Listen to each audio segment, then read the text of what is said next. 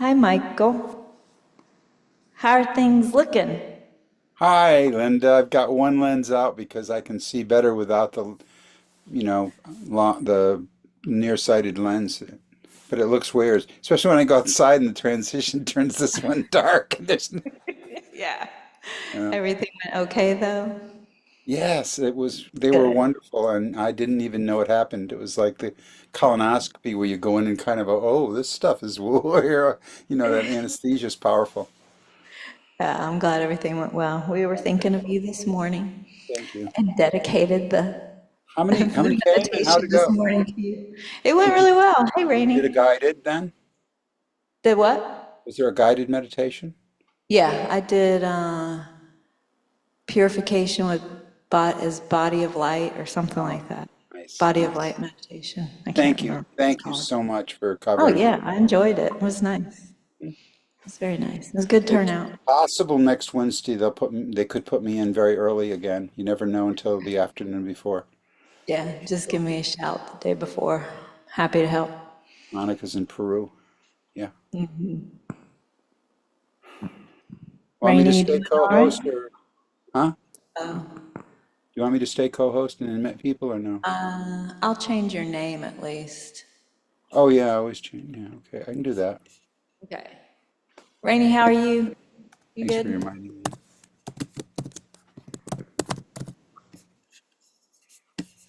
Yeah, I'm doing good, thanks. I didn't Hey, know. Rainey. Hello, Michael. Here's go and see. I don't see.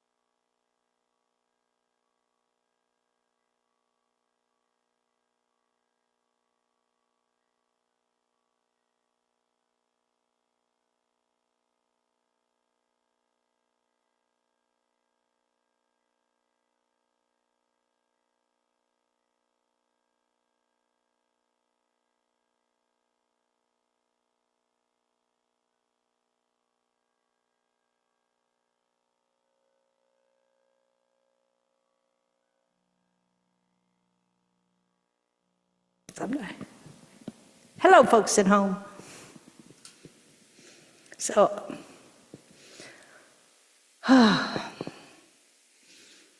So Donna will be kindly leading us in whatever it is we do next.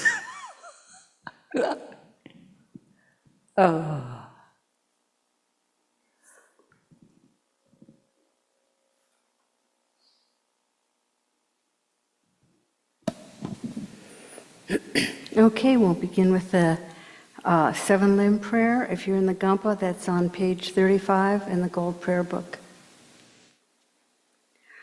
Reverently I prostrate with my body, speech, and mind. I present clouds of every type of offering, actual and imagined.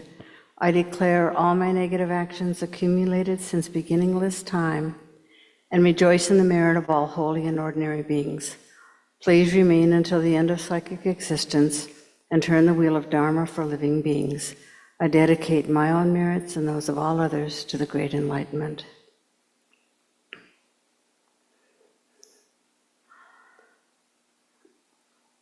Sajipaki chukshing metog tramri rabling shi nidegen padi sangye jingdu mikte uwa idro kunam dag jingla chupar shog jetsun lama dampa kenam kichu kukala kensei chu zintrik jitar sampe dulce zinma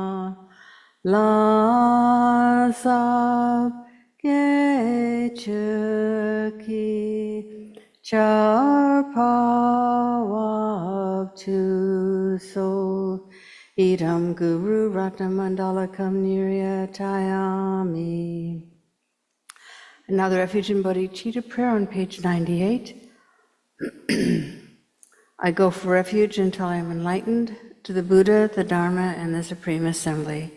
By the merits I create through listening to the Dharma, may I become a Buddha in order to benefit all sentient beings. I go for refuge until I am enlightened to the Buddha, the Dharma, and the Supreme Assembly. By the merits I create through listening to the Dharma, may I become a Buddha in order to benefit all sentient beings. I go for refuge until I am enlightened to the Buddha, the Dharma, and the Supreme Assembly. By the merits I create through listening to the Dharma, may I become a Buddha in order to benefit all sentient beings. And now if we'll go to page 76, I believe, in the Gold Prayer Book. Oh, Yeah. So yeah, excuse me a moment, I need to get this thing to...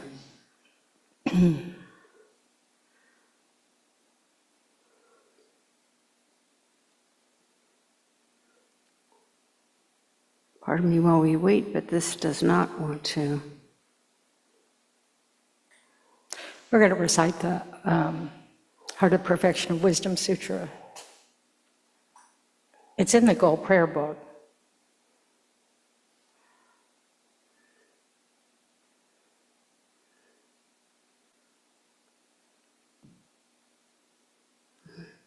I'm sorry, I have to make this thing let me. No, I'm trying to show it on the screen, and I have to fix it so that it will let me Move the page. move the page and not jump as soon as I get close to the bottom. And I found it, and I can't find it. So I apologize for making y'all wait while I figure this out. It should be under page navigation, but it doesn't seem to be Maybe it's there. under page display. Page display. There we are, enable scrolling. I don't know why it loses this every time. Thank you for your patience. We are page 76. So you might want to think about, instead of humming, you might want to think about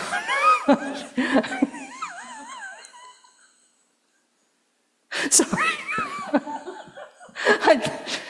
No, I have no idea.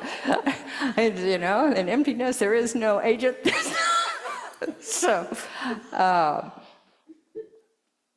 but take a moment just to think about, you know, this is not the easiest topic in the world, and we've done a lot of, I mean, you know, I know everybody here has had lots of teachings on it, and has, especially with Shanti Deva's text, and you know, we've all done Geshe-la's meditation on, you know, that the arm is not the self and all those things. And so it can feel a little, you know, perhaps repetitive, but the whole reason it is repetitive is because we have to think about it again and again and again to really penetrate the meaning, that it's not, because it's not about intellectual understanding, although we need that. We need to understand it. But it's also that we need to get it on a level that will be powerful enough to cause a direct perception, a direct experience of emptiness.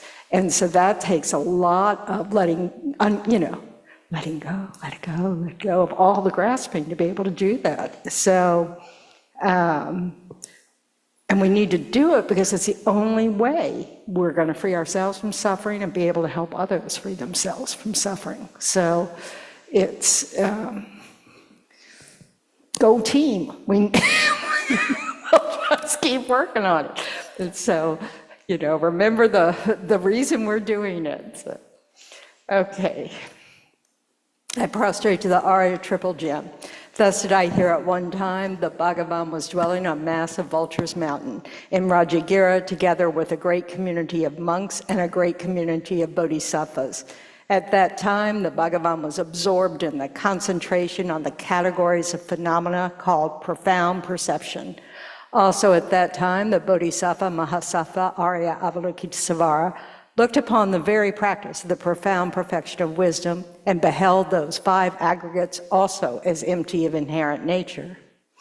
Then, through the power of Buddha, the Venerable Shariputra said this to the Bodhisattva Mahasattva Arya Avalokitesvara: how should any son of the lineage train who wishes to practice the activity of the profound perfection of wisdom?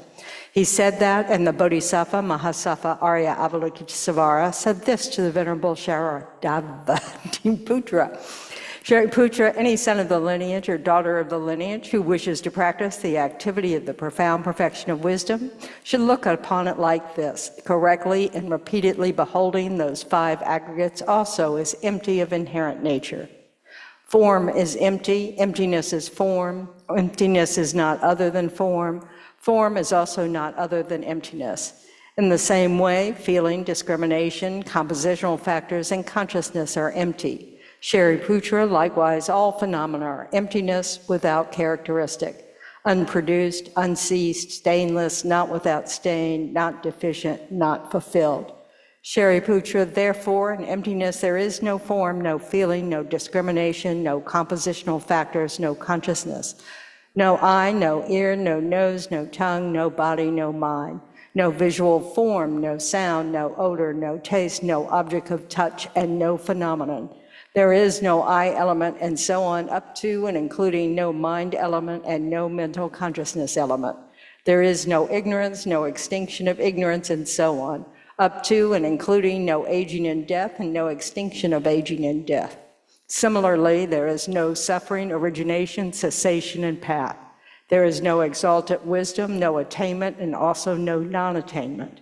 Shariputra, therefore, because there is no attainment, bodhisattvas rely on and dwell in the perfection of wisdom, the mind without obscuration and without fear. Having completely passed beyond error, they reach the end point of nirvana. All the Buddhas who dwell in the 3 times also manifestly, completely awakened to unsurpassable, perfect, complete enlightenment in reliance on the perfection of wisdom. Therefore, the mantra of the perfection of wisdom, the mantra of great knowledge, the unsurpassed mantra, the mantra equal to the unequaled, the mantra that thoroughly pacifies all suffering, should be known as truth, since it is not false. The mantra of the perfection of wisdom is declared, Tayata gate gate paragate parasamgati bodhi soha. Shariputra, the Bodhisattva Mahasattva, should train in the profound perfection of wisdom like that. Then the Bhagavan arose from that concentration and commended the Bodhisattva Mahasattva Arya Avalokitesvara, saying, well said, son of the lineage. It is like that. It is like that. One should practice the profound perfection of wisdom just as you have indicated. Even the Tathagatas rejoice. The Bhagavan, having thus spoken, the Venerable Sharadvati Putra, the Bodhisattva Mahasattva Arya Avalokitesvara, and those surrounding in their entirety, along with the world of gods, humans, asuras, and Gandharvas, were overjoyed and highly praised that spoken by the Bhagavan. This completes the Arya Bhagavati Prajna Paramita Hridaya Sutra.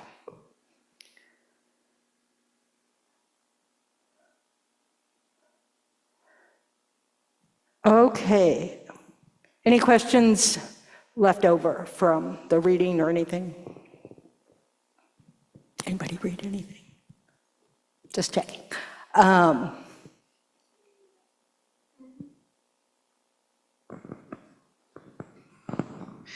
just wondered where you were going to start in the chapter so I can... We're on mindfulness of the emptiness of feeling, which I think is page 119. Do you want to look? Mm-hmm. Okay, I'll wait. I'll hold my questions then. Because my questions are after that. Okay. So I'll hold them. Okay. You want to copy?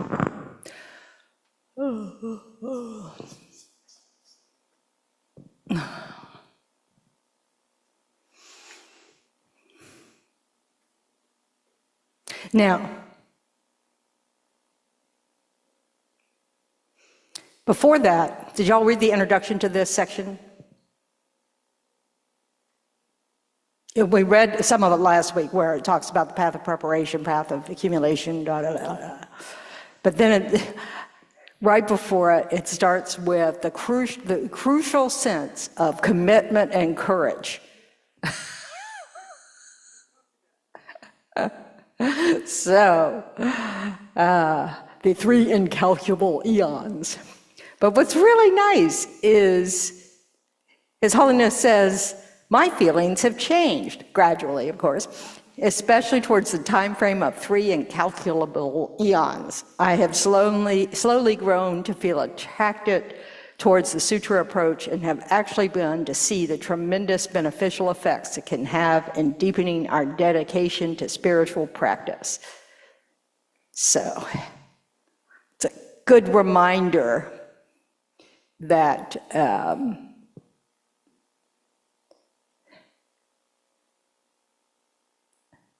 we have to stay motivated. We have to make the decision to keep trying, and it's just because it isn't easy work, and it's really easy to sit back and throw on Netflix, this is harder to pursue, because we're in the desire realm. And so we are attracted to things that engage our senses. So it's natural for us, but we want it not to be natural for us. So we have to, commit to overcoming that habit, that tendency, so that we can actually learn how to abandon those activities, that craving that goes with those activities.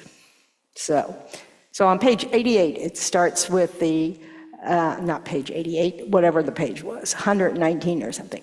Verse 88. So, the mindfulness of feeling. So mindfulness is body. This is the four close placements of mindfulness. So it's mindfulness of the body, then mindfulness of feelings, then I think mindfulness of the mind, and then mindfulness of phenomena. So, if suffering itself is truly real, then why is joy not altogether quenched thereby? If pleasure is real, then why will pleasant taste not comfort and amuse a man in agony? What's this getting at?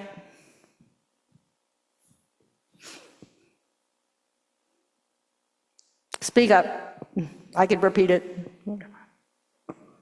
It's all, what is all in the mind? That's not enough of a clear answer to me. It doesn't tell me that I know you know what I'm talking about. None of this is a dependent, or they're all dependent arisings, and none of it is, I can't think of my words, permanent. Or truly existent. Yeah. Okay. Well, not only do they not last, it's really, I mean, which is true, but the reason, this is getting at the fact that one of the clues that things don't truly exist is that things that normally would give us great pleasure won't even begin to attract us if we're in great agony. So it's not in the object, it's coming from our side. So that's, this is, remember that we're just trying to help ourselves go beyond just this kind of casual understanding that things don't exist truly, and trying to really make it a part of how we approach every moment. So if the feeling fails to be experienced through being overwhelmed by something stronger, how can feeling rightly be ascribed to that which lacks the character of being felt? So this is continuing with the same theme. So what's important when if you're using these verses as a point of meditation, what do you want to think about when you're reading these or reflecting on them?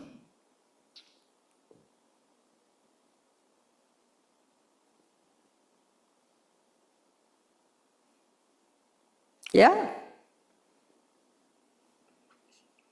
Generally speaking, that nothing exists as we think it does conventionally. Nothing exists as we think it does conventionally. Yeah, that's true, but what do you need to think about? When do you need to think that? When you've got some feeling that you're grasping after. When there's a part of, when you're starting to get hooked. So what happens when you're in meditation, when you're reading this? It's really important to grab one of those moments and say, oh yeah, like how I was feeling yesterday, and I was reified. Yeah, you got to make it apply to your experience. You don't want to make it real. That's what we're trying not to do. So, but but not just even relatable. You want to see how you do this. Because we think, oh no, I get that, and that's ignoring the fact that we do it anyway.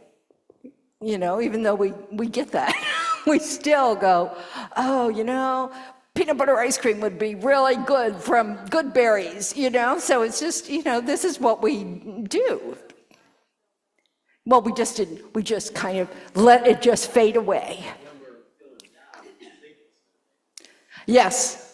And then, when we're enjoying it, because that's what you want to do, you want to make it personal, so when you're reflecting on it, you don't want to just be casual about it. You want to go, do I ever do that? Oh yeah, I'm still doing that. Oh yeah, I did it yesterday. Oh, I did it this morning. Oh, so it's just a way to remind ourselves of, this is how we want to work with it, so that because it's so easy to spot it in other people, and just say, oh, I know what they're doing. We need to do that to ourselves, so we don't need to do it to other people. We can't change their mind anyway. So, okay. 90. Okay, so perhaps you, what does that indicate? Those first two words, perhaps you. Perhaps you say, what does that indicate? Huh? No. It indicates the person who's wrong. It's wrong view. Whenever they say you or someone else or da-da-da, they're usually bringing up somebody from another tenet school that has the incorrect view, the opponent of this debate. Now, sometimes Shantideva could be talking about it to himself, because he uses these verses, to encourage him to abandon what needs to be abandoned. But here, so he's imagining somebody who disagrees. So perhaps you say that only subtle pain remains. Its grosser form has now been overmastered, or rather it is felt as mere pleasure. But what is subtle still remains itself. So he's talking to somebody who believes that feelings are truly existent, right? So what is that indicating here? What is it trying to say here? When it says, okay, you say that there's subtle pain that remains, but the other experience is overpowering, the suffering or the pain. So now you just, so that the pleasure is what you're experiencing, not the pain, right? Is that what yeah.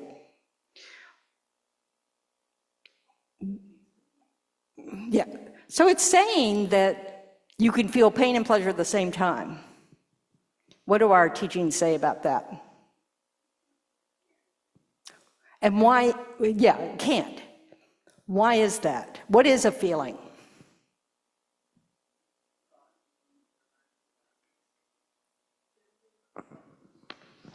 What is it specifically? You have an abundance of microphones.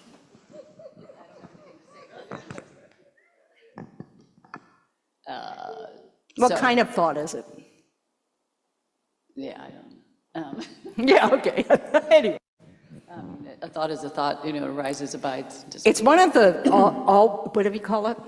Omnipresent mental factors, or always present, whatever that phrase is. Okay, so, there's discriminating awareness, there's feeling, there's contact, because that's how the mind meets the object. There's something else and something else. What is that about? But you can never remember the whole list. But feeling is one of them, okay? So what is feeling? What is define feeling? Right, pleasant, unpleasant, neutral. What is that? Is it just a concept? I mean, the names are pleasant, unpleasant, neutral, but what is feeling? Yeah, it's a mental picture. It's an experience. You experience pleasant, unpleasant, and neutral. You cannot experience pleasure at the same time as pain.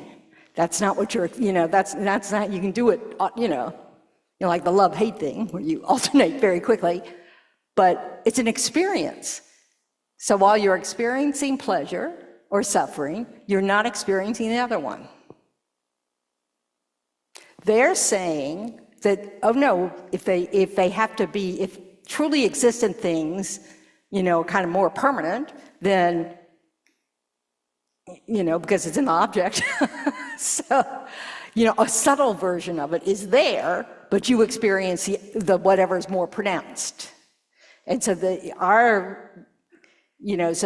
our position is different from that. If through presence of its opposite, pain and sorrow fail to manifest, to claim with such conviction that it's felt is surely nothing more than empty words. So this idea of felt is getting at this, that it's experienced, okay? So it's different than just the concept of labeling it pleasant or unpleasant. That makes sense?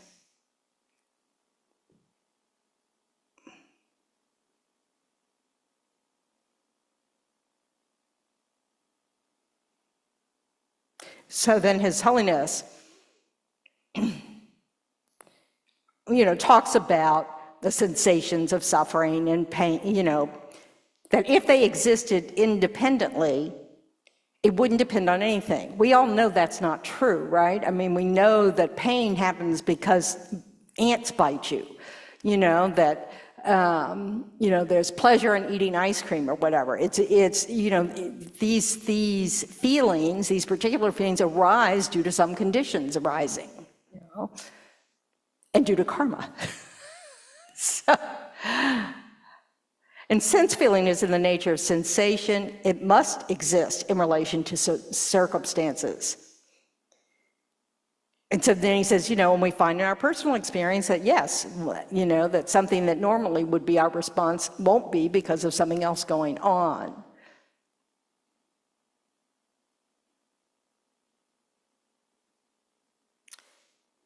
However, if you were to insist that underlying all of this is an independent event called feeling, the Madhyamaka would respond, wouldn't that event depend on other factors, such as causes and conditions?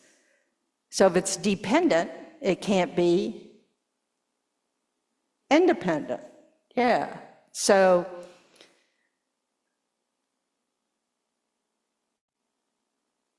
we just have to, this is again reminding us of what does it mean to say something truly exists or inherently exists or comes from the side of the object, as opposed to merely labeled by language and conception. That it's, that what we have to overcome is the way things appear to us is more than that.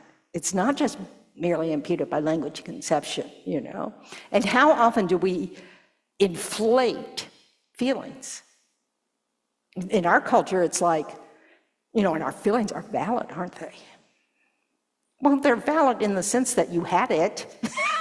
It's not like you're making it up. So yes, but that it has any greater meaning than a sensation is not correct.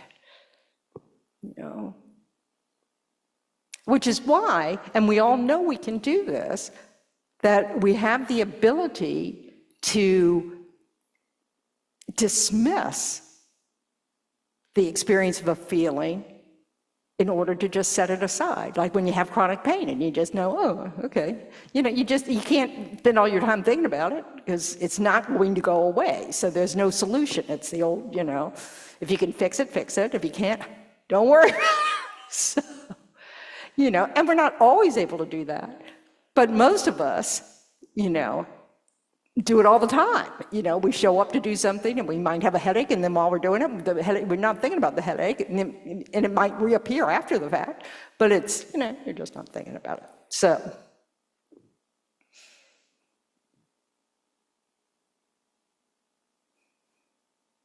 So we need to notice when we attribute to a feeling this kind of independent nature, that somehow, oh, of course, that kind of, anybody would feel this way. And when our friends go, oh, anybody would feel this way, we don't have to say anything back to our friend, but we can think, that's not the point. The point is we're all deluded.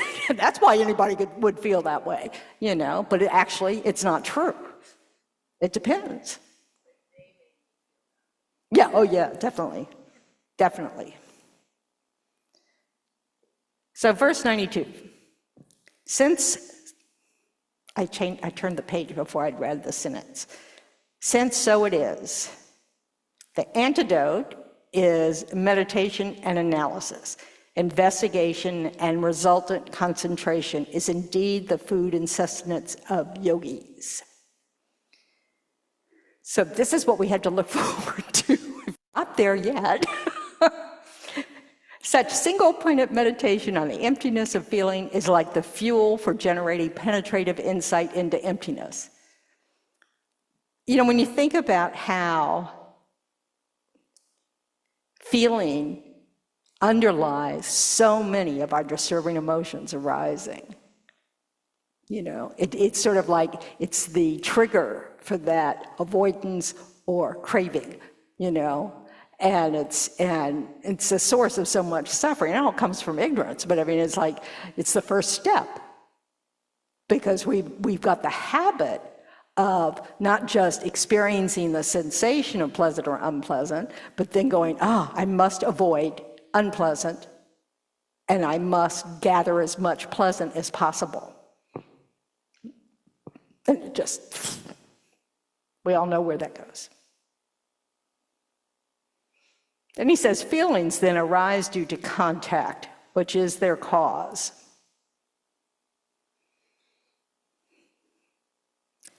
Verse 93.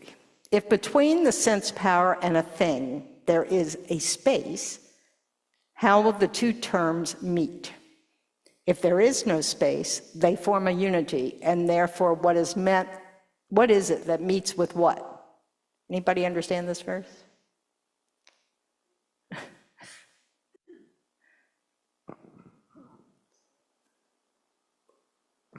Is that like not understanding that if something has a quality that you see and you think it's from its own side, you don't see it as separate, it's just, you see it as one thing, instead of having this space to know that you're imputing? Is that what it's getting at? No, but Okay. that's a good interpretation of this. It's that, this is getting at the definition of contact. Okay? So contact is, do you remember what contact is in the mental factor? I mean, it's one of those omnipresent mental factors. In the 12. Yeah, well, it comes up. But specifically as a mental factor, what does it mean?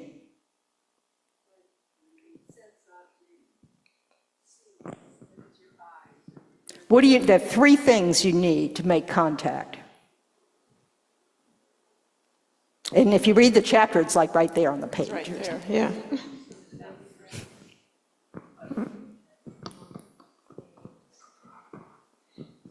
Yep.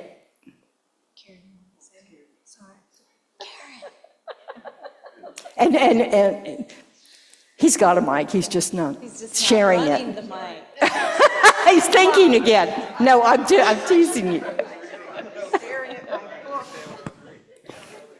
Okay, so what this, again, we have to remember there's someone opposing the view that things don't truly exist, okay? So they're trying, so this, relates to tenets again. So it's kind of difficult to read it and kind of know what in the world they're talking about. Because if they're talking about like a truly existent moment of a feeling and a truly existent object, and then this truly existent, preceding moment of, they can't meet. What would end up, if they're all truly existent, there's no way for them to meet. So how would you have contact anyway? So that's one aspect of this. And then it gets more complicated. Let's see. Atoms and atoms cannot interpenetrate, for they are equal, lacking any volume. But if they do not penetrate, they do not mingle, and if they do not mingle, there's no encounter. This doesn't fit current things about matter at all. Don't get confused. This is really getting at partless particles. That if there's not, if there's no meeting just by touch, sort of, so to speak, we're really not talking about touch, but there's in their view, it has to become the same thing. If you're talking about a truly existent thing, meeting with another truly existent thing, they must be the same thing. They must be that thing, because truly existent things can't do that. They can't change, they don't, and of course the opponent doesn't agree with this. They think, yeah, all these things are possible, things function, they understand that things function, things are produced, but they believe that it has to have this element of coming from its own side, that it's more than just language. And some of the schools actually think that, no, these things truly, it's just flat out, these things just truly exist. So these are all the different versions of the Prasangika school trying to explain why that's impossible.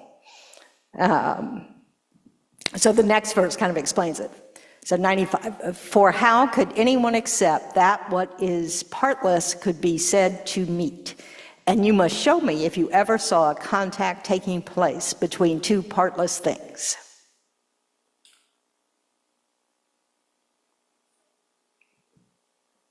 Alan Wallace had a field day in the notes with this one. Venerable, could you Talking define, about physics. could Yep. you define partless? Partless means, okay, how when we talk about space, we'll say the eastern sky or we'll talk about parts. Not in the same, unobstructed space there's not, it's an absence of something. So you can't talk about any parts about uncompounded space except the eastern side, the western side, the northern side, this side, that side, the 10 directions, basically the only thing you can talk about, or maybe time and, all of those things. So it's not, so if it was partless, you wouldn't be able to do that. But, because there would be no 10 directions of parts.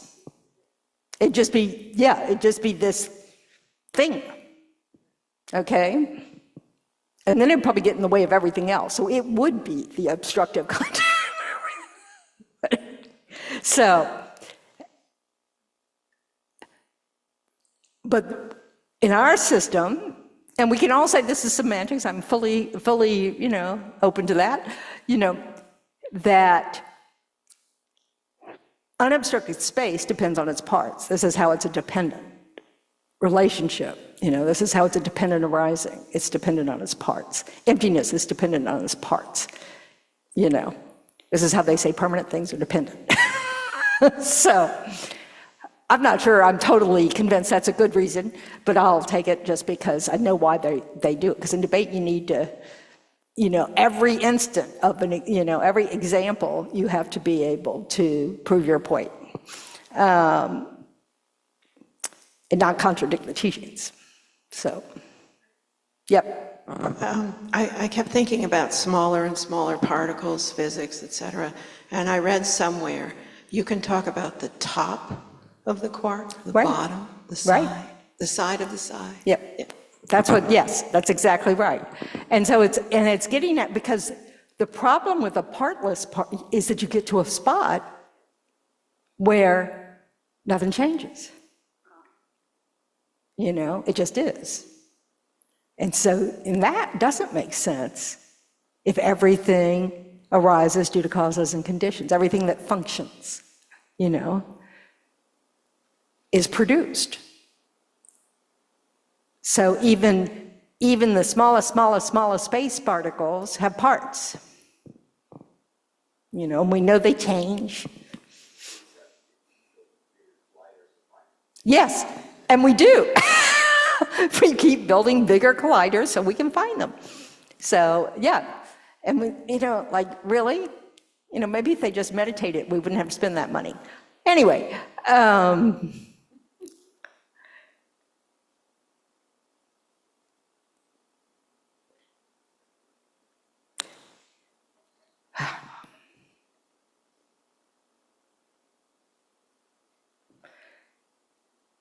so feeling doesn't arise in isolation. Contact between consciousness and an object has to occur.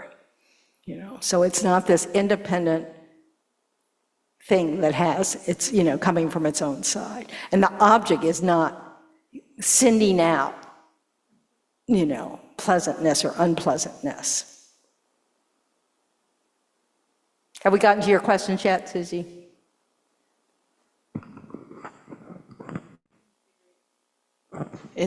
Yeah, you're fine. I don't even know what to ask. Sometimes. Well, it's different. This is the trouble, is that it's, when you're first exposed to these kind of text and words and jargon and everything else, it's because there's a lot of information here, and so if you're not well-versed in tenets and understanding what the different opponents' view is and how that affects this, and most of us, even if we're exposed to tenets, can't quite pull it out of our heads to how it applies here. So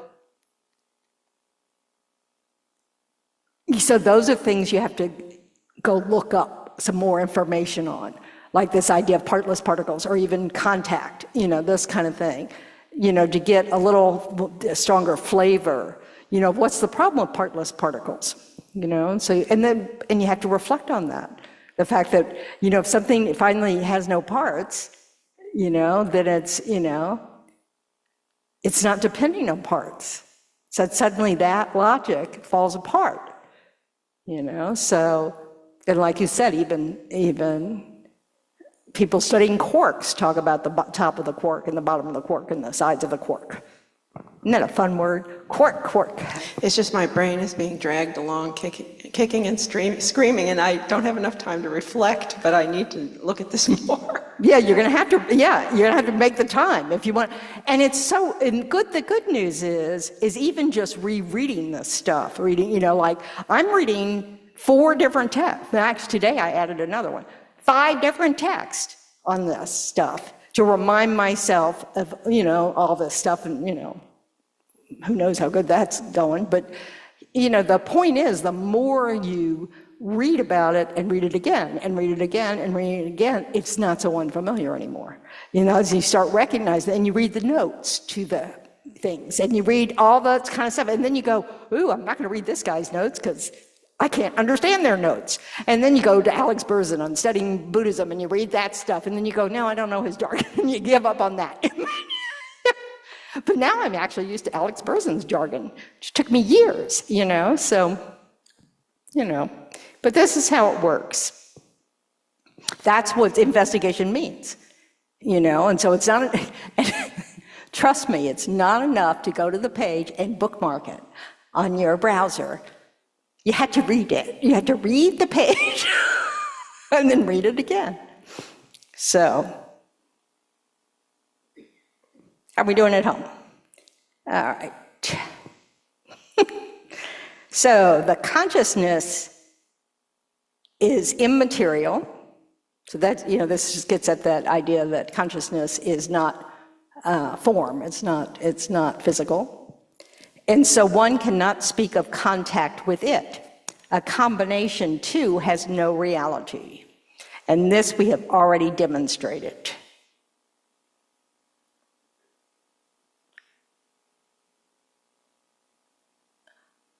Okay. Yeah, I'm going to read you a different translation.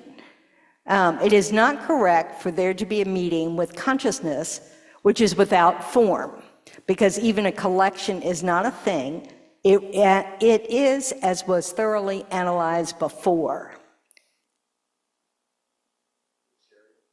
Yeah, it's going back to the chariot, okay?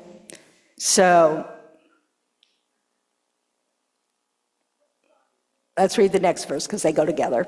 Therefore, if there's no touch or contact, when's the last time you heard whence? Whence is it that feeling takes its rise?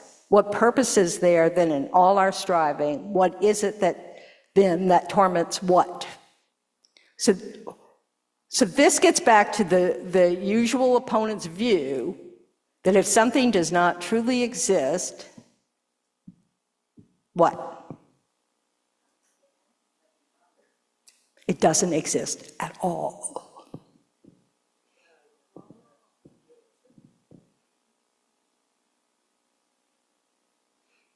You know, this is that idea that something has to come from the side of the object, whether it's consciousness or the object of consciousness or whatever, that something has to be coming from that for any of this to produce anything, whatever. So this is just, again, trying to further, you know, wait a minute. We're not saying it doesn't exist. We're saying it doesn't exist inherently. You know, it is a mere imputation.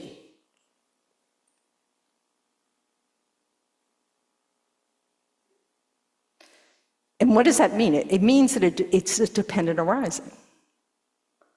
So it's not that there are all these independent things that happen to come together, you know, like a crash, and then something happens with that. It's that they arise due to many causes and conditions, you know, like the mood you were in 5 minutes before, you know, that all these things are in play when you're talking about feeling.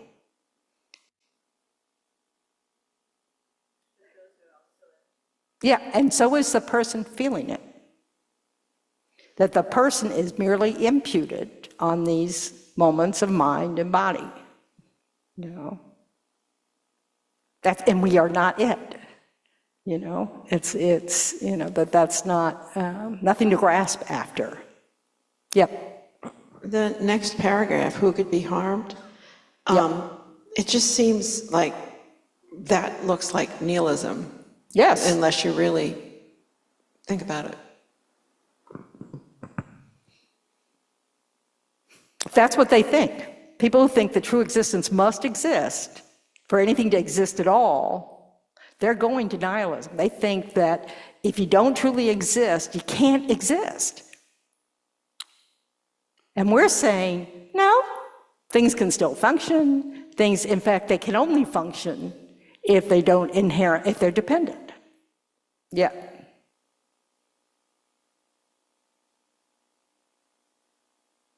And of course, again, this is one of those places in our experience when we're looking at feeling of like pleasant, unpleasant, that we can start recognizing that we have a choice to suffer from it. You know, that's what, you know, it's like, okay, I can make myself miserable because I have a headache, or I can make myself, you know, be blaming something for the way I feel, or blah, blah, blah, blah, blah. We can carry on the storyline, you know, or we can, you know, just see its impermanence, you know. Yeah. This whole idea made me think of when we're meditating on the clear light of mind and you stare at what you're thinking. It's like you're staring, I was like staring at feelings and they go away. Yeah. Because they don't inherently exist. You know? So if we don't give it play, you know, it just, you had to feed things for them to, you know, for it to add to that continuum of it, you know? So it's like, that's why it's so hilarious when you first start to meditate and you sit down and your mind just goes everywhere, you know? Just like, whoa, how did you ever have a coherent thought ever? I mean, it's just like, how did it go from here to there, to there, you know, it's just, and what we do is we catch one of them and we feed it. And we go, oh, this is the important one, I'm going to play with this one. You know, and then we just keep going with it. And then we make it into this big story. But we had many choices, you know. But usually it's the grasping at the self ones. We, you know, it's like, oh yeah, that's right, I like that. So how can I make this happen? You know? How can I make it happen again? You know, all that kind of stuff. Or I hate this. How can I get out of this situation? You know. So that makes sense. So, you know, now this is how we want to be thinking about this stuff as we're going through the day. You know, it's just kind of like, oh, I've just been slapped by my feeling thinking it's truly existent and that there's someone to blame for this and da-da-da-da-da. You know, and when we're sitting in meditation, we take those examples and go, okay, I know intellectually it isn't like that. So you know, I need to sit with that. You know, so it loses its power. Like staring at the thought, seeing that it just goes away.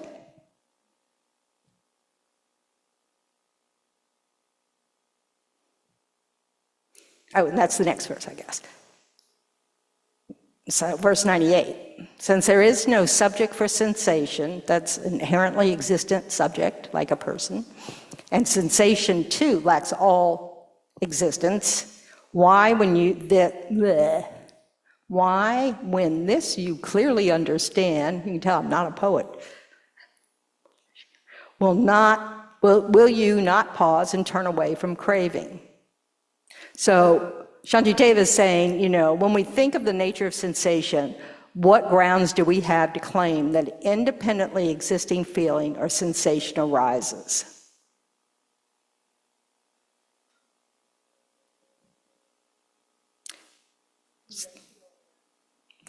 Okay, so it conventionally exists, doesn't it?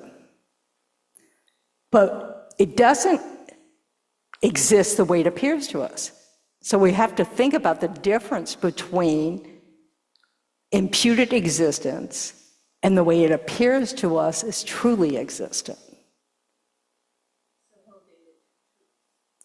Examining them, you know, and then when you know, and they say, until you have this experience of emptiness, this direct perception of emptiness and meditative equipoise on emptiness, until you have that perfected, you really don't understand conventional truth.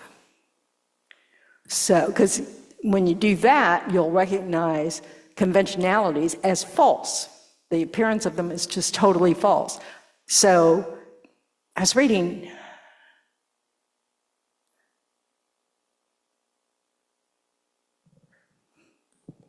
is it here?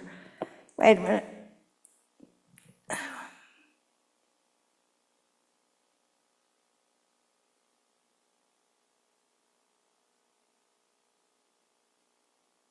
In illuminating the intent, which is that middle way, what is it called?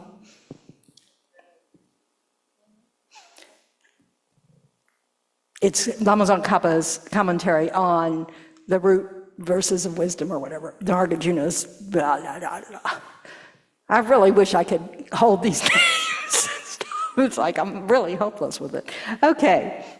So I was reading the resultant ground, because sometimes you have to be inspired about when you get it right, when all this stuff falls into place and you have that realization, and then you remove all those imprints to omniscience, what's it going to look like?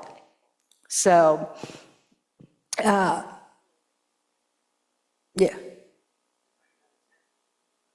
No, talking about the path of no more learning. So you're finished with all those bodhisattva grounds, and now you have no more learning. So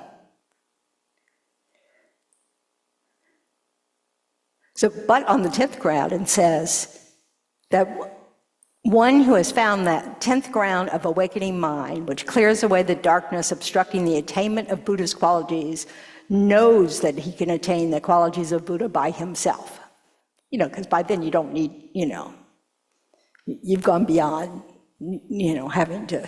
In fact, I've heard it said that the path of meditation, is like from the 2nd ground to the end, is sort of one meditation session. You don't really have to get up.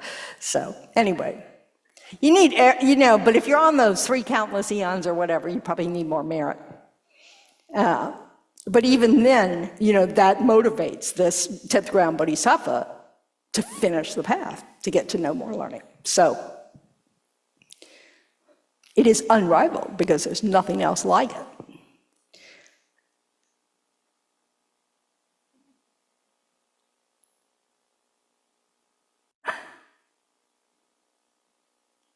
Well, I have all these things highlighted, and none of them are at the moment. I must not have done that right. But they're able, a Buddha, of course, holds every consciousness's past, future, present, knows those of everything sentient, all at once, all the time. Try to, that's like something else, isn't it? There are no boundaries to the mind. When we see these pictures of space and just, infinite galaxies, and that we keep getting further away with our telescopes or whatever, you still wouldn't reach the end of the Buddha's mind. First of all, it's not physical, so but this is trouble with analogies. So and that happens in that first instance of Buddhahood. It's not like a gradual process. Then you've done all the gradual stuff, and now you're there. And they understand conventionalities and ultimate reality at the same time. I can't even picture that. I'm not supposed to be able to picture it, so that's okay.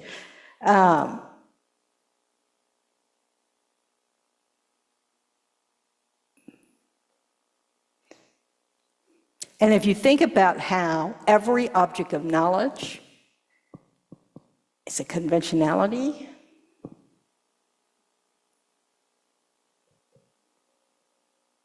so when you're, So when you're, that's why nothing arises when you're in that meditative equipoise on emptiness. I'm just trying to picture all dualistic appearances have stopped, of course, and the dualistic appearance of object and subject have, isn't there. There's, it's just, I just think it's really,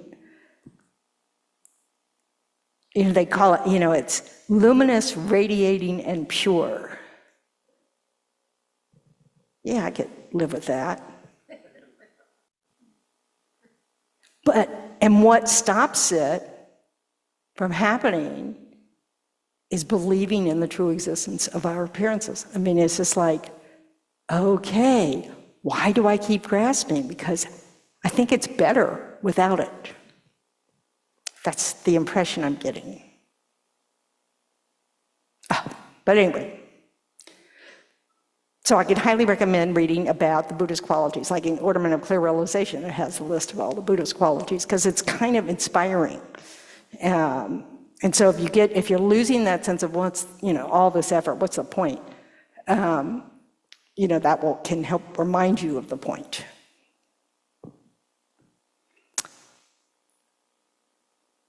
So, like verse 99, seeing then, and sense of touch are stuff of insubstantial dreams. If perceiving consciousness arises simultaneously, how could such a feeling be perceived? Okay, this is getting at cause and effect and how, the cause of something is supposed to has ceased before the effect can arise,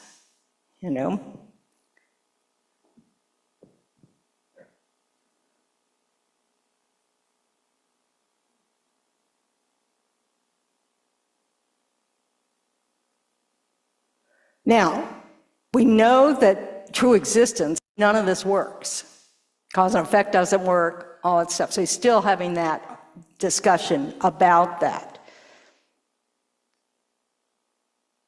But it also, to me, gives me questions about contact. So,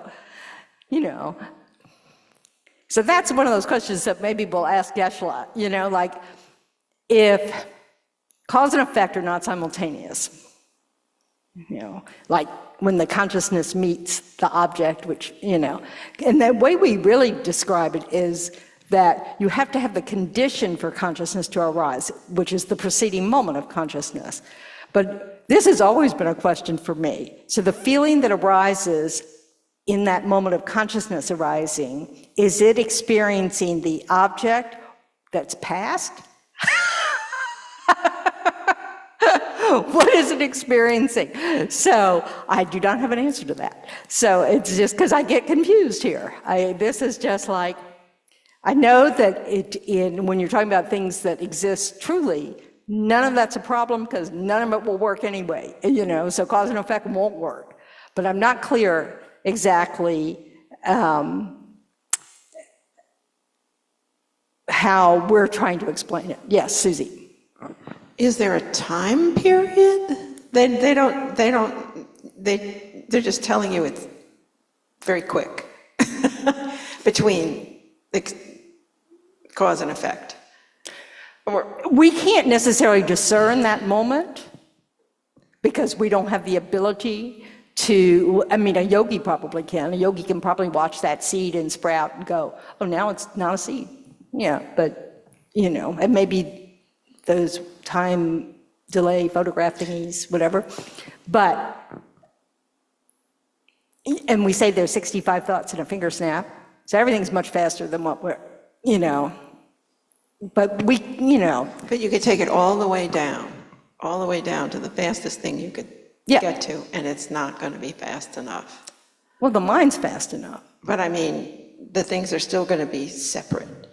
The cause finishes, the effect starts. That's how we describe cause and effect working from our system. Okay. But it's also, we're using all the definitions of things, mind and mental factors is from the point of view of Sutra school.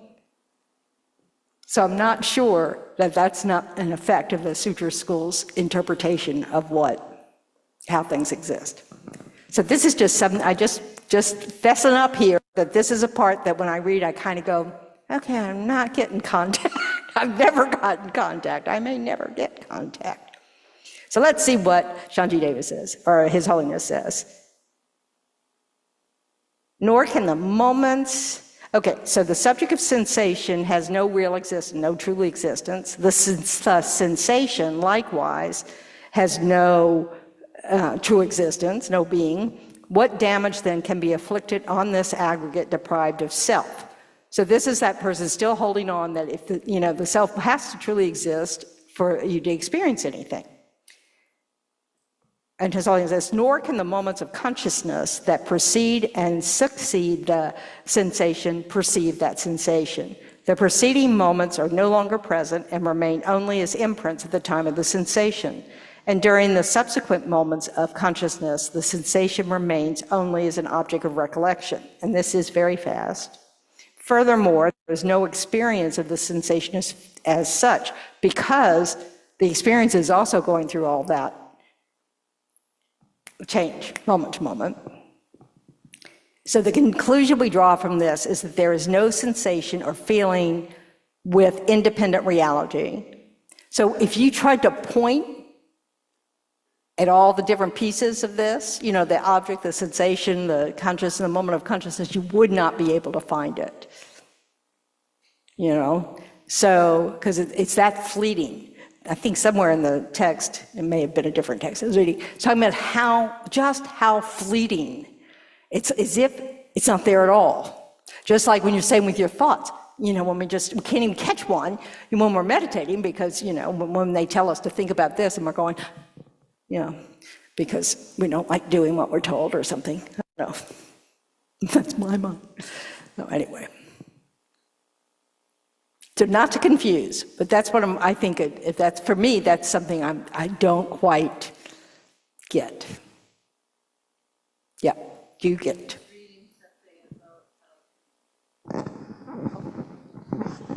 I was just reading something about how causation, this was Nagarjuna. Yeah. Nagarjuna. Yes, right. Trying to say it the right way. Anyhow, that power, there's too much power assigned if you think of cause and effect, that it's really just all empty conditions happening. Yeah. And that those are more simultaneous, I thought. Well, contact is, they're implying it's simultaneous, that those are the three things you need for a consciousness to meet the object. And that feeling is part of the retinue of that mind, of every mind, every moment of mind. There's a feeling, so, yeah. Yeah, that whole idea that having power is more of an essentialist thing, that, that makes it have reality in a way that it doesn't. Right, and yes, that is one of the things, like having, because none of these things truly exist, all the discussion about cause and effect and seeds and sprouts and all that stuff is a way to illustrate, that things are dependent. It's not how things actually exist, because they all appear.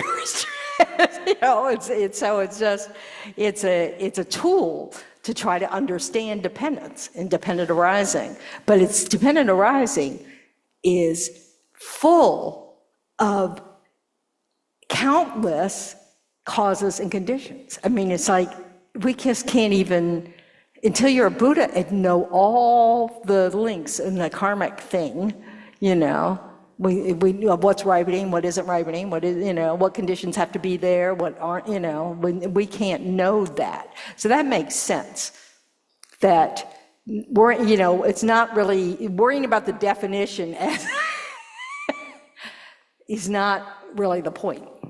So anyway, thank you. Read more. I know, it's just, where are we? Questions about all this nonsense? That isn't nonsense. My worries are nonsense.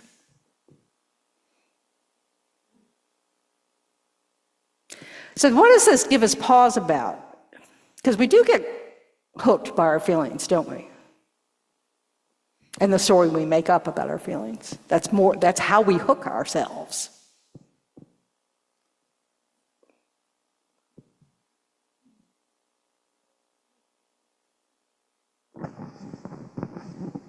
I was just thinking about a time I was talking to Geshe Gaelic about feeling a grasp, noticing that meditation you do, when you bring up something that you know is going to bring a feeling and the emotion and that grasping that I could physically feel it. And he goes, well, look at the object that's grasping. And that was like I know we hear that all the time, but right at that moment, it was so helpful.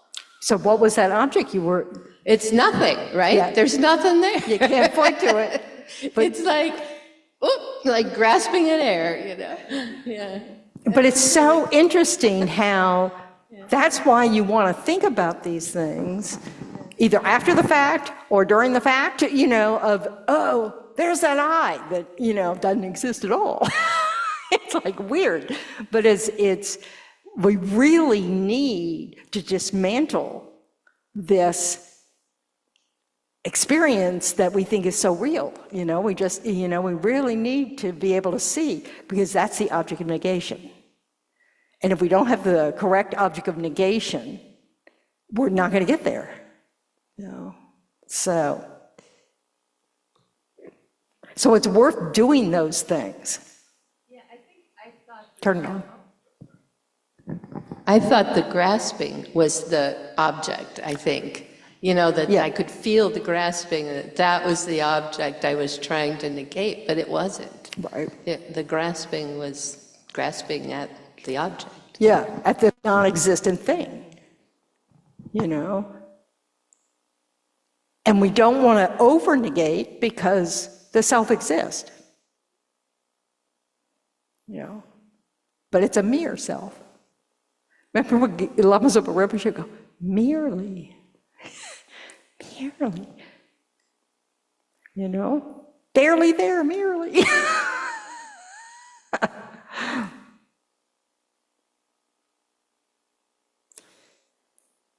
So then he moves on to the mindfulness on the emptiness of mind.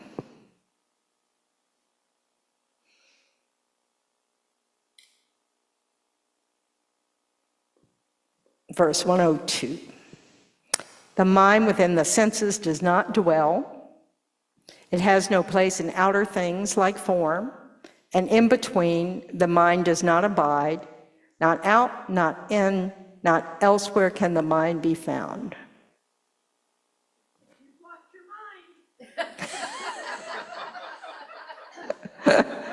Who knew it was a good thing?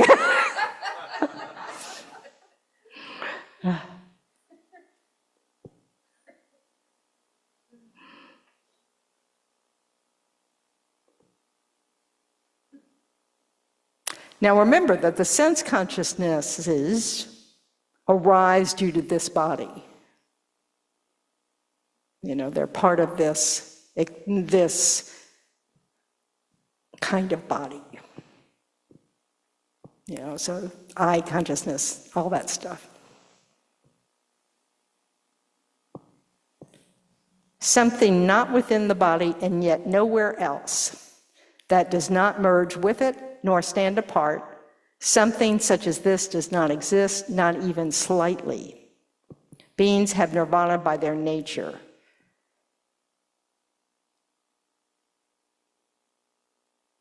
It is not the body, it is not other, it is not mixed with it, nor is it all separate from it. It is not in the slightest. Therefore, sentient beings by nature are nirvana. Because it's naturally abiding nirvana. Although we know that consciousness exists, if we analyze and try to locate it within earlier or later moments of its continuum, the idea of consciousness as a unitary, independent entity will disappear. Just as with the analysis of the body, Through such analysis, we arrive at the absence of intrinsic existence of consciousness. And this applies equally to all the sensory experiences, all the sense consciousnesses.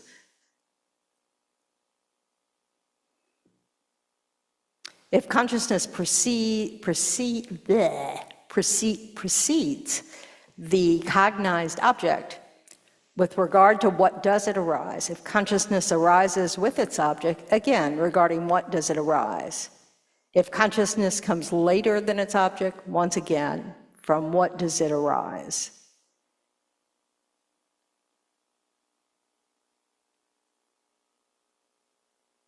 If a consciousness such as sensory perception arises simultaneously with its object, then they cannot be maintained as sequential. That is, the object exists and then consciousness cognizes it. If they were simultaneous, how could an object give rise to a cognition? If, on the other hand, the object exists first and then consciousness of it comes later, the cognition comes only after the cessation of the object. If this were the case, what would that cognition be aware of? For the object has ceased to exist. When we subject sensory perceptions to this kind of critical analysis, they too are revealed to be unfindable, just as in the case of mental consciousness. So, yeah, I know, it's just like, okay.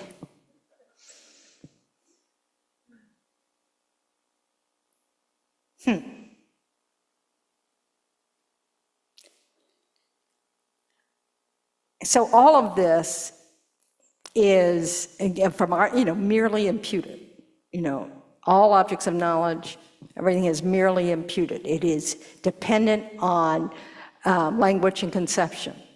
There's nothing at all from the side of the object. What's the third one? It does not exist from its characteristics. What is it? There are three ways to think of independent. Well, those are the three spheres, I think. The agent, the object, and the action are all empty. It does not exist by way of its characteristics, I think. See, when you read Lamrim Topics, it's all through the thing, But so reading these verses from about the other points of view of things that truly exist helps us understand why true existence is impossible. That if you really understand what it means to say an object comes from the side of the object, you realize, well, it can't exist that way. That's an impossible existence, as Berzing refers to it. And I think that's a good description of it. It's an impossible existence. It can't do that. Nothing would exist that way. That's the irony, isn't it? So, okay, so thus the origin of all phenomena lies beyond the reach of understanding. Okay. Isn't that interesting? That's the last two lines of verse 105. Often the lines are separated, like there'll be a point of view and then there'll be the response in the last two lines or something. So, yeah, it sort of feels like that, doesn't it? It's like, well, okay.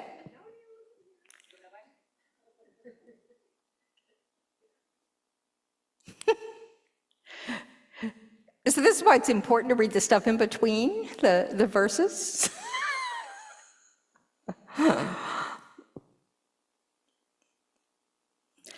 So His Holiness goes on to discuss the principles of Madhyamaka reasoning, known as the absence of identity and difference. So,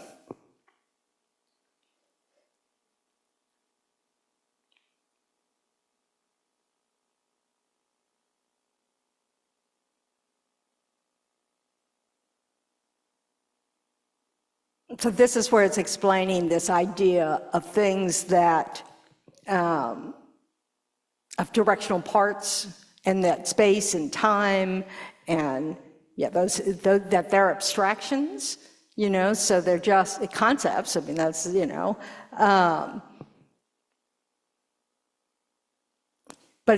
but since they can be divided into either directions or with time, of course, it's moments, that it's past and future and present moments, although you can never catch the present, that they're dependent on their parts. Because if you think about it, that time as an abstract is about parts. That's what it's all about, the parts. So it's a way, it's a convenient imputation in order to be able to discuss yesterday, although other societies come up with other ways to do this. So sometimes that's interesting, is to read like the Aboriginals' view on time and space and stuff, just to get, that we think this is the way it is, instead of that it's an abstract imputed conception kind of thing. But we grow up with it, which is why, and Americans really grasp it, which is why we can't go metric. I mean, it's just like, I'm sorry, I can't see it a different way.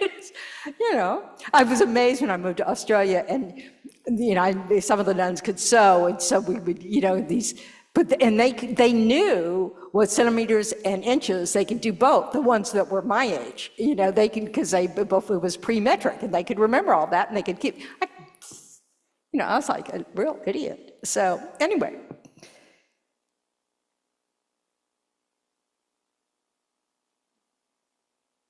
So understanding these things about, if they were intrinsically existent, then you wouldn't be able to have this continuum of time.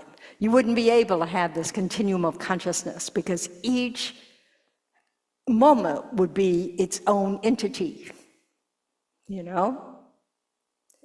that's impossible. I mean, things don't exist that way. We know that. So but reminding ourselves of what it means, to keep, that when we have that sense of self, or when we can see it when we do it with others as well, and we just think, oh God, that person's a jerk, that is doing that. It's saying from the side of that object, I didn't create any cause here, it has nothing to do with me. It's an independent fact that we kind of hang on to. So, is this helping at all? Okay, so it can be, if you allow yourself to think it's fun, it's really a lot of fun, so just, it's kind of like, wow, and you start to bump into your own, things that your preconceived notions, and then, and all this kind of stuff, but it's fun. And it's fun, even though I complain about it, that's just my habit of complaining, but, to read the different text on the same subject. And it's easy to do with something like emptiness. You just read that chapter in this book and that book, like Lamrim Chenmo and the Steps on the Path to Enlightenment, and Yanzi Rinpoche's shorter version on the Lamrim, and if you've got some of the master's program stuff, those teachings on it. If you've got ornament of clear realization of the illumination of the intent or whatever, it really is fun, because you'll get up against it again and go, I don't have any idea what they're talking about. And so often that's just the translator terms. You're just not familiar with their jargon yet, so you have to use the glossary a lot. You have to read their notes. And reading the introduction is very helpful, so it's, and it helps you remember this stuff little pieces from here and there. You kind of go, oh yeah, which is why in debate they memorize all these little texts, and then finally, eventually they know, they have the whole text to be able to debate with, in their minds. We might not get that in this particular life, but we're creating the cause to do it in the future. That's for sure. So, yes, please. We aren't even at I am not even at the beginning of the first Path. Eon. Yeah, no, none of us are, if you're not on a path So yet. we all have 3 eons 3 to look countless eons, forward. or we're gonna master Tantra and get there faster. But he says, yeah, he's kind of iffy about that. No, he's saying that You can. the grasping at Tantra as that's it. a Yeah, quick yeah, path, yeah. because, oh, why go the long, hard path? That's what he's warning, yeah. Yeah, then you're not doing it with the right motivation, so it's not gonna go well. So we might all still be in that place too, but it's, yeah, I mean, until we're actually on the path of accumulation, we're not getting all that merit. It's that first incalculable eon, whatever, so we want to work. And this is another reason why, have you noticed that the text brings up compassion a lot, and it brings up, all these, because that's where we get our merit. And that is what will pave the way for us to realize emptiness, because that's the whole point of it all. The point isn't to go, wow, none of this is truly existent. If I quit creating the cause of suffering, I won't suffer. Yeah, good luck, guys. It's just, it's not like that. It's there's a reason we want to understand this stuff. So, all right, Chant Master, thank you, guys.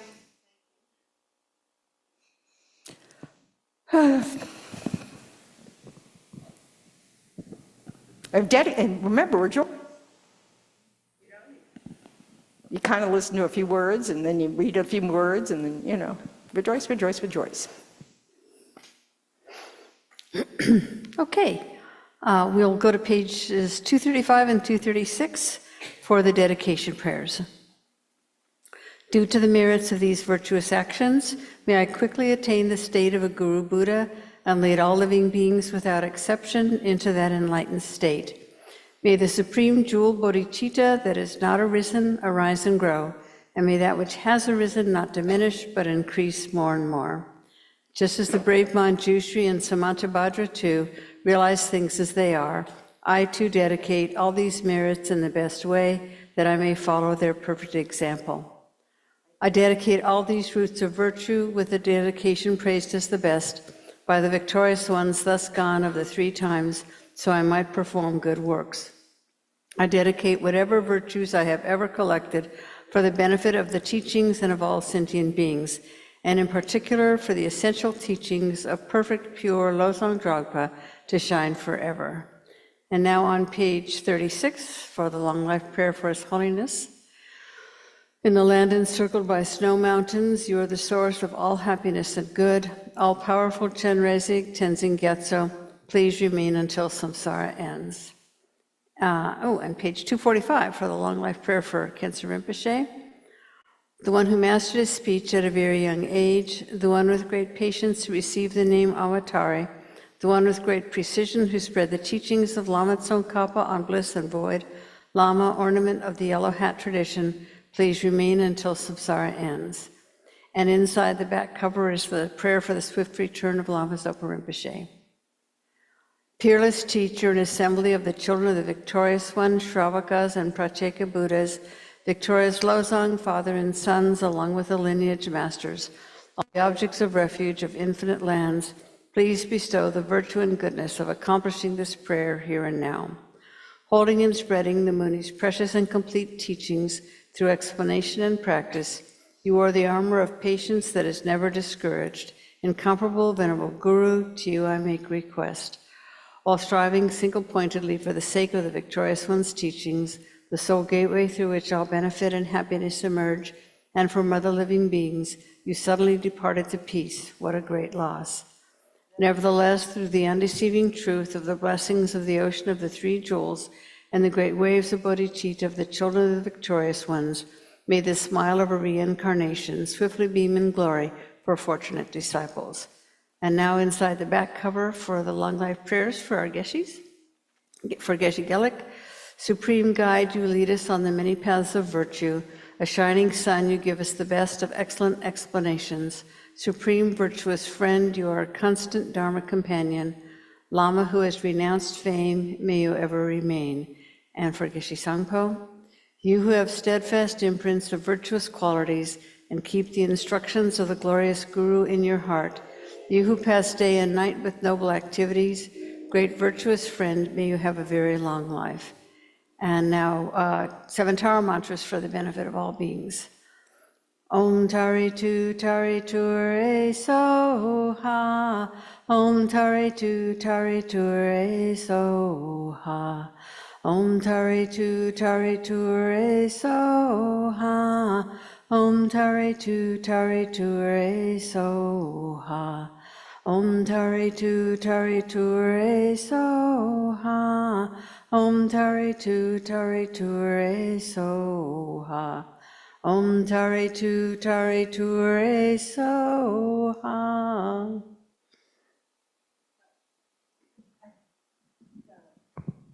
I think those prayers are back of the front cover, not back cover. It's typed in there wrong, just for yours. Yeah, it's backwards. Yep. But also so I don't know, we have 2 more teachings?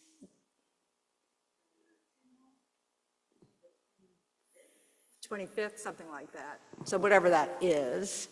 And then my last Sunday teaching will be the potluck Sunday. So, because I'm not going to, because Kondo comes back the following weekend, so I can't stay that long. So, just to let you know. What?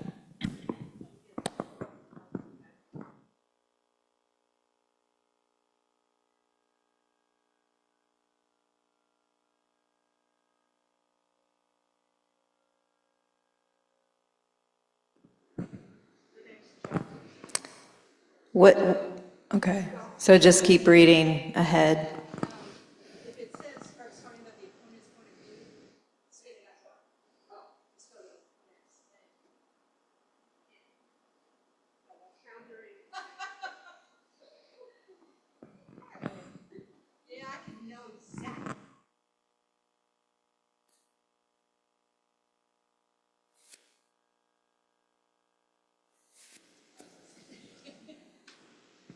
So when it's, like countering the Buddhist realist, sometimes that's good because they're the materialist.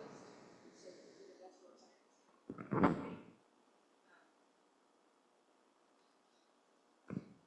Let's certainly read, the importance of riches. What pages are you looking at? 137. So Venerable Tendron is saying, reading page 137, is that what you said?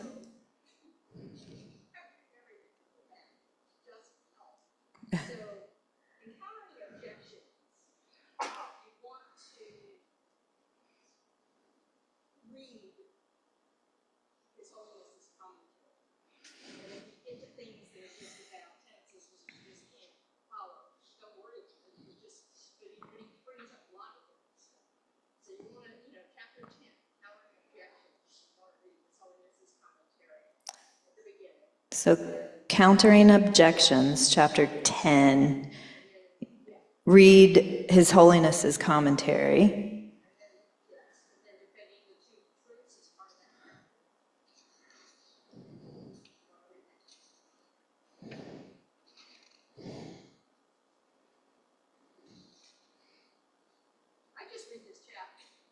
Okay, so actually just read chapter 10.